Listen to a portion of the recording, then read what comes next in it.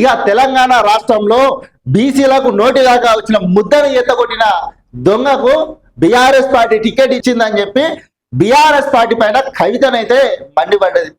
మీ వైఖరి ఎప్పుర్రి, మరి మన బీసీలకు వచ్చే రిజర్వేషన్ మీద కోర్టులో కేసు వేసిన దొంగకు టికెట్ ఎట్లా ఇచ్చారు అని కవిత అడుగుతుంది.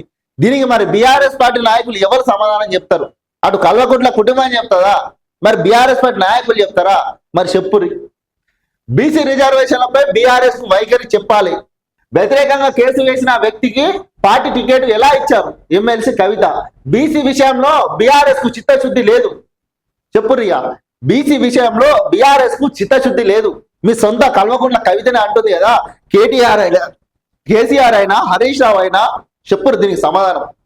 ఏదైతే బీసీలకు దక్కవలసిన రిజర్వేషన్లకు సంబంధించి వాళ్ళకు నోటి దాకా వచ్చిన ముద్దను కోర్టులో కేసు వేసి అడ్డుకున్న దొంగను తీసుకొచ్చి కౌన్సిలర్ టికెట్ ఇచ్చిర్రు, బీఫామ్ అప్పచెప్పిర్రు. ఉద్యమ చరిత్రలో అందరికీ ఒక పేజీనే, కేసీఆర్ కు పుస్తకమే ఉంటది. కేసీఆర్ పై సీఎం అన్ని లైన్లు దాటి మాట్లాడుతున్నారని పైరు. 12వ జాగృతి ఆధ్వర్యంలో ఉద్యమకారుల ఆత్మగౌరవ సభ ఫోటో రిలీజ్. ఉద్యమకారులకు 12వ ఆత్మగౌరవ సభ పెడుతుందట కవితక్క. బీసీ రిజర్వేషన్లపై బీఆర్ఎస్ వైఖరి ఏంటో చెప్పాలని తెలంగాణ జాగృతి అధ్యక్షురాలు ఎమ్మెల్సీ కవిత డిమాండ్ చేశారు.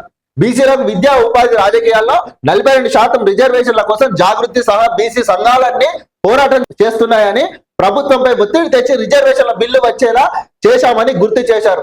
కానీ ఆ రిజర్వేషన్లను అడ్డుకునేందుకు మాధవరెడ్డి అనే వ్యక్తి మరొకరితో కలిసి ఆ బిల్లును వ్యతిరేకిస్తూ హైకోర్టులో పిటిషన్ వేశారని, అలాంటి వ్యక్తికి మున్సిపల్ ఎన్నికల్లో బీఆర్ఎస్ టికెట్ ఎలా ఇచ్చిందని ప్రశ్నించారు.